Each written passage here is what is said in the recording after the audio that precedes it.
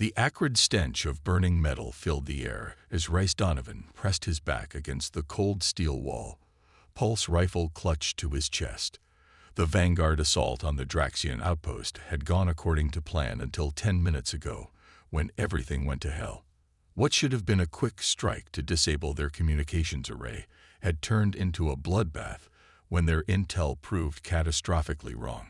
This wasn't some remote relay station. It was a fully operational military installation. "Donovan, where the hell are you?" Commander Jansen's voice crackled through his comm unit. "East Wing, Sublevel 3, Rice whispered back, the sounds of distant weapons fire punctuating his words. "Got separated during the ambush. Extraction point in 15. Make it or we leave without you." The comm went silent before Rice could respond. 15 minutes to navigate through a labyrinth of corridors crawling with Draxian soldiers. Fantastic. The 32nd Orbital Infantry had a reputation for leaving no one behind, but with half the squad already down, Jansen couldn't risk more lives for one straggler. Rice took a deep breath and checked his weapons charge. 67%. It would have to do. He'd been in worse situations during his 8 years of service in humanity's war against the Draxian hegemony. The brutal alien empire had been expanding across the Orion Arm for decades, conquering and enslaving every species they encountered. Humanity had managed to hold them back, but just barely. The sound of approaching footsteps froze him in place. 3 Draxian soldiers marched past his position, their scaled skin reflecting the harsh emergency lighting. They didn't notice him pressed into the shadows, and Reyes let out a silent breath of relief once they disappeared around a corner. He consulted his tactical display, plotting the quickest route to the extraction point. It would take him through what appeared to be a detention area. Not ideal, but better than the heavily patrolled main corridors. The detention block was eerily quiet compared to the chaos elsewhere in the facility. Rows of energy fields hummed softly, creating translucent barriers across cell entrances. Most were empty, but as Reyes moved cautiously through the area, he noticed movement in one of the cells at the far end. Security protocols dictated he ignore it and keep moving. Prisoners weren't part of the mission parameters, and he was already pushing his extraction window. But something made him pause. Inside the cell, a small figure huddled in the corner. It wasn't Draxian. The proportions were all wrong. The being was humanoid but clearly alien, with iridescent lavender skin that seemed to shimmer even in the dim light. When it raised its head, Rice found himself staring into eyes with vertical pupils, resembling polished amethysts. Human. The word was accented but clear, spoken in a soft, melodic voice that identified the prisoner as female. Riss glanced at his chronometer. 12 minutes to extraction. Yes. Who are you? What are you doing here? I am Talia, last of the Lumari on this station. She moved closer to the energy field, revealing delicate features and a cascade of silver-white hair that seemed to float around her head as if underwater. They took me when my world fell. The Lumari. Rice had heard of them, a peaceful species known for their advanced bioengineering and empathic abilities. Their homeworld had been one of the first to fall to the Draxian advance nearly 5 years ago. "Stand back," he said, making a split-second decision that would probably end his military career if he survived. He aimed his rifle at the cell's control panel and fired 2 precise shots. The energy field flickered and died. Talia stepped out cautiously, her movements fluid yet hesitant. She was smaller than he expected, reaching only to his shoulder, and wore what appeared to be a simple gray prison jumpsuit that hung loosely on her frame. "Why free me?" she asked, her head tilting slightly. "Because it's the right thing to do," Reyes replied, already regretting his impulsiveness. "Can you run?" She nodded, and Reyes turned to lead them back toward the extraction point. They had gone only a few steps when an alarm blared throughout the facility. "Prisoner escape detected in Sector 7. Announced a mechanical voice in the harsh Draxian language. "All units respond." "So much for stealth," Reyes muttered, grabbing Talia's hand. "Stay close." They ran through the detention area and into a maintenance corridor, Rice consulting his tactical display as they moved. 9 minutes to extraction. They might still make it if they could avoid the response teams now flooding the facility. Wait, Talia whispered urgently, pulling Rice to a stop. Draxians ahead. Rice frowned. His scanner showed nothing, but he'd learned to trust alien senses that often exceeded human capabilities. They ducked into a small alcove just as a patrol of 4 Draxian soldiers rounded the corner, their heavy boots echoing on the metal flooring. When the patrol passed, Riss looked at Talia with new appreciation. How did you know? I feel their presence, she explained, touching her temple lightly. My people sense emotions, energy patterns.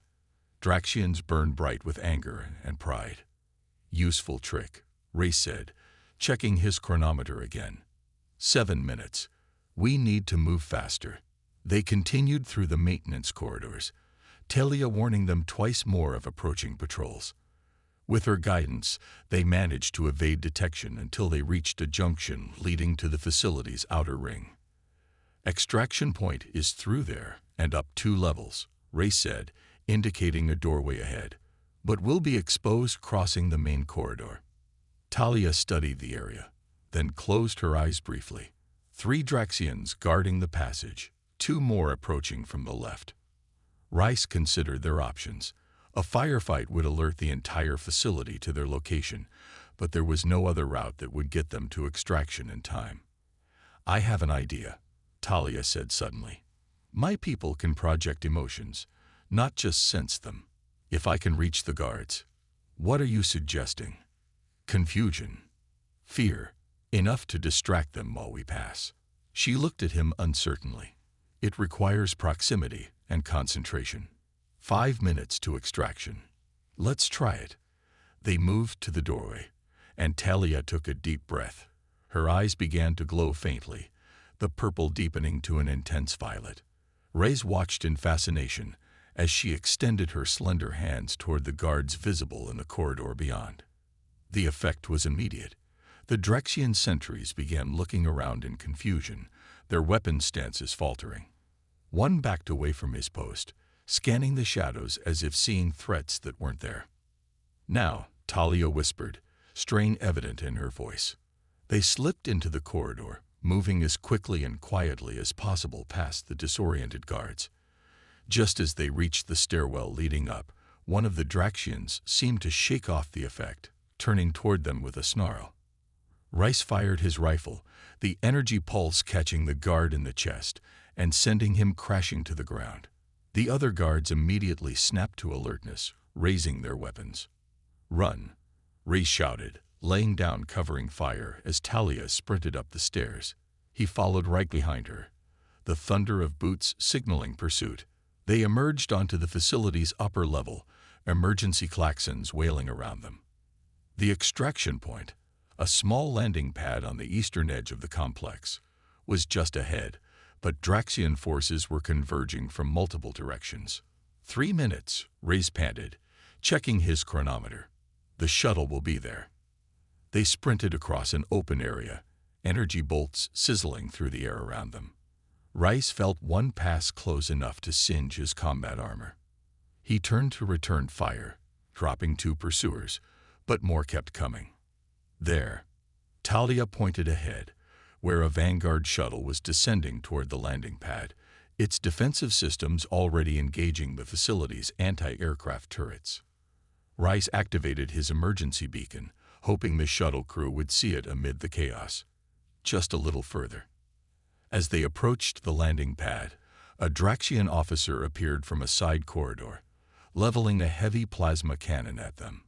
Before Riss could react, Talia pushed him aside, raising both hands toward the officer. The Draxian froze, his scaled features contorting in what appeared to be absolute terror. The cannon slipped from his grasp, and he fell to his knees, clawing at his own face. Riss stared at Talia in shock. The gentle empathic projection she demonstrated earlier had become something far more devastating. What did you do to him? Showed him his deepest fears, she replied, her voice hollow. I don't like using this ability. It changes me. There was no time to discuss it further. The shuttle touched down on the landing pad, its rear ramp descending as defensive cannons provided covering fire.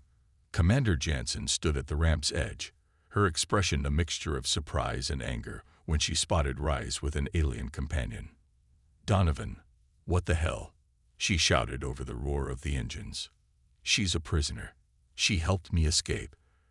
Rise called back as they raced up the ramp. "We don't take refugees," Jansen objected, but she was already signaling the pilot to take off as Draxian reinforcements poured onto the landing pad. The shuttle lifted off in a hail of weapons fire, its shields flaring under the assault. Rise collapsed onto a bench, adrenaline ebbing from his system. Talia sat beside him, her luminous eyes taking in the human soldiers who stared back with suspicion and curiosity. "You know the protocols, Corporal," Jansen said, towering over them. "No unauthorized extractions, especially not aliens." "She's Lumari," Rise replied, meeting his commander's gaze. "Their world fell to the Draxians years ago. She has valuable intelligence." Jansen's eyes narrowed. "Intelligence better be worth the risk you took. We lost 3 people down there." Rise felt Talia tense beside him. "It wasn't just about intelligence," he admitted. "It was the right thing to do." "The right thing?" Jansen scoffed. "This isn't about right and wrong, Donovan. It's about surviving. You endangered this mission and this crew." "She saved my life," Rise countered. "She can sense Draxians before scanners detect them. She can influence their emotions." This caught Jansen's attention. "Is that true?" she asked, addressing Talia directly. Talia nodded, her silver-white hair shimmering under the shuttle's harsh lighting. "My people are empathic. We sense and project emotions, energy patterns. The Draxians, they took me to study these abilities." Jansen considered this information, her tactical mind already assessing potential advantages. "We'll see what Command has to say about this. Until then, she's your responsibility, Donovan." As the commander moved away to check on the wounded, Talia turned to Rise. "Thank you," she said simply. "I had lost hope of ever leaving that place." Rise offered a tired smile. "Don't thank me yet. We got a long way to go." As the shuttle broke atmosphere, heading for the Vanguard carrier in orbit, Rise wondered what he'd gotten himself into. Something told him his impulsive rescue would have consequences far beyond what he could imagine. But looking at Talia, the last Lumari prisoner, now free because of his actions, he couldn't bring himself to regret it. The embers of something important had been kindled in the dark corridors of that Draxian facility. What it would grow into, only time would tell. The Vanguard carrier, Intrepid, loomed like a city in space, its massive hull bristling with weapons systems and communications arrays. As the shuttle docked in one of the secondary bays, Rise felt the familiar sensation of the artificial gravity adjusting. Beside him, Talia's eyes widened as she took in the scale of the human warship. "Your vessels are substantial," she observed, her melodic voice tinged with awe. "Necessity," Rise replied, gathering his gear. "When the Draxians started pushing into our territory, we had to adapt quickly." Commander Jansen approached them as the shuttle powered down. "Medical evaluation first, then debriefing. Both of you." Her stern gaze lingered on Talia. "Security will escort you." 2 armed guards materialized behind them, their expressions professionally neutral but eyes wary. Riz understood their caution. The war had made humans suspicious of all alien species, even those victimized by the Draxians. "I'll stay with her," Riz said, making it clear it wasn't a request. Jansen's mouth tightened, but she nodded curtly. "Fine, but you're responsible for her, Donovan. Any problems, it's on your head." The medical bay was a hive of activity, with personnel treating injuries from various operations. Dr. Nadia Vishwanath, the chief medical officer, greeted them with raised eyebrows when she saw Talia. "Ilumari. Fascinating," she said, immediately reaching for a scanner. I've only read about your species in xenobiology journals. Talia submitted to the examination with quiet dignity, though Riz noticed how she flinched at each new instrument. After years in Draxian captivity, medical equipment likely held traumatic associations. Your cellular regeneration rate is remarkable, Dr. Vishwanath noted, studying her readings. And these neural patterns. She looked up at Talia with professional curiosity. The reports about Lumeri empathic abilities weren't exaggerated, were they? No, Talia replied simply. It is how we survived before technology. We sensed predators, understood each other without words. Dr. Vishwanath turned to Rice. She's malnourished and shows signs of prolonged stress, but otherwise healthy. I'd like to run more tests. She's not a lab specimen, Rice interrupted, recognizing the scientific gleam in the doctor's eyes. Just make sure she's okay. The doctor's expression cooled. Of course, Corporal. I'm merely doing my job. She made a notation on her tablet. Both of you are cleared. Report to intelligence for debriefing. As they left the medical bay, Talia touched Riza's arm lightly. Thank you. Many see my people as curiosities to be studied. That's not happening here, Riza assured her, though uncertainty gnawed at him. The military valued tactical advantages over individual rights, especially during wartime. The debriefing was grueling. Lieutenant Colonel Velas, head of intelligence, questioned them for hours about the Draxian facility, focusing particularly on Talia's knowledge of their operations and capabilities. You were held for how long? Velas asked, his weathered face impassive. 3 cycles by your measurement, Talia replied. Approximately 3 Earth years. And during this time, you observed their command structure, communications protocols. Talia nodded. They did not consider me intelligent enough to understand. A mistake many conquerors make. A faint smile crossed Velez's face. Indeed. He turned to Rice. Your report mentions her empathic abilities helped evade patrols. Yes, sir. She sensed their presence before our scanners detected them. And this, emotional projection. You witnessed this. Rice hesitated, remembering the Draxian officer writhing in terror. Yes, she can influence emotional states, create confusion, fear. Velas leaned forward, interest sharpening his gaze, a capability with significant tactical applications. I am not a weapon, Talia said firmly, her purple eyes meeting Velez's. What you suggest would damage my psyche irreparably. To project fear and pain constantly would corrupt my own emotional balance. The colonel studied her for a long moment. Nevertheless, your abilities could save many lives, including those of your rescuers. When they were finally dismissed, Rice was assigned temporary quarters with instructions to keep Talia with him at all times. The small cabin was standard military issue, functional and sparse, with a single bunk, desk, and attached sanitation unit. You take the bunk, Rice said, pulling out a fold-down cot from the wall. I've slept in worse places. Talia looked around the small space. Your people value efficiency. Some might call it austere, Rice chuckled, setting down his gear. But it's home for now. Over the next few days, a routine developed. Rice returned to his squad duties while Talia was questioned repeatedly by intelligence. Each evening, she seemed more withdrawn, her luminous skin dimming slightly. They want to use my abilities against the Draxians, she confided one night, sitting cross-legged on the bunk. They do not understand the cost. Rice had suspected as much. What happens if you use your powers the way they want? Empathic projection is meant for connection, understanding. To use it repeatedly for fear, pain, she shuddered. It creates a feedback loop. The emotions I project would eventually become my dominant state. You'd lose yourself, Riz realized. She nodded solemnly. My people call it a fading. An empath who misuses their gift eventually loses the ability to feel anything else. Rice felt anger building. Intelligence was treating her like a tool, not a refugee. I won't let them force you. You cannot stop military authority, Talia said gently. I sense your determination, but also the chain of command that binds you. Before Race could respond, his comm unit beeped. Donovan and the Lumari, report to Briefing Room C immediately. They found Commander Jansen, Lieutenant Colonel Velez, and Captain Hoshi, the ship's senior tactical officer, waiting for them. The atmosphere was tense.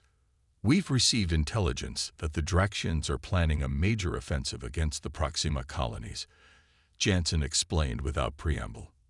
Their fleet is gathering near the Cerberus Nebula. What does this have to do with us? Rise asked, though he already suspected the answer. Velez gestured to a holographic display showing a Draxian battle group. We need to know their exact deployment plans. A small team could infiltrate their command vessel, but avoiding detection is the challenge. All eyes turned to Talia. You want her to use her abilities to help a covert team, Reese stated flatly. Precisely, Velez confirmed. Her empathic sense could guide them through the ship, and targeted emotional projection could neutralize threats without alerting security systems. Talia's expression remained composed, but Rice felt her subtle shift closer to him. And if I refuse? Captain Hoshi spoke for the first time, his voice cold. This isn't a request. Millions of lives are at stake. Your cooperation is expected. Rice stepped forward. Sir, with respect, forcing her to use her abilities this way could cause permanent psychological damage. A regrettable but necessary risk, Velez replied dismissively. No, Race said firmly. It's not necessary.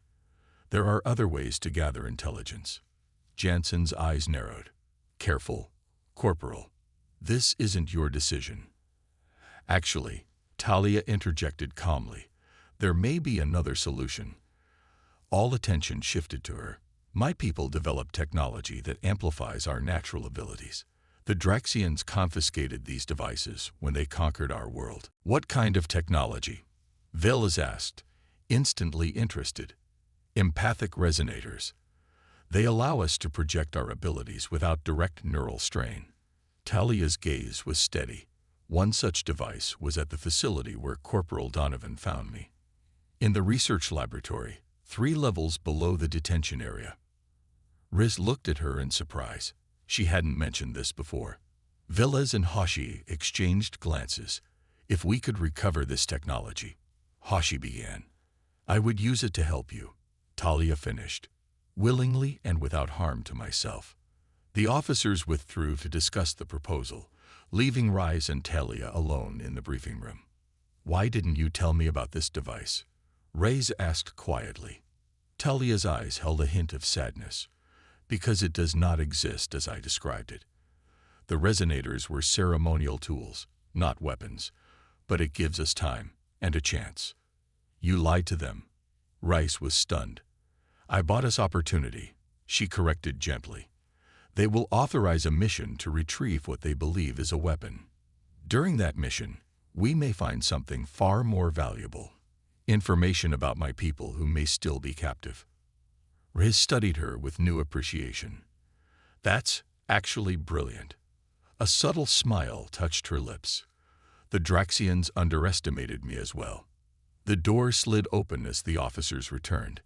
We're approving the operation, Jansen announced. A small team will infiltrate the facility to recover the resonator technology.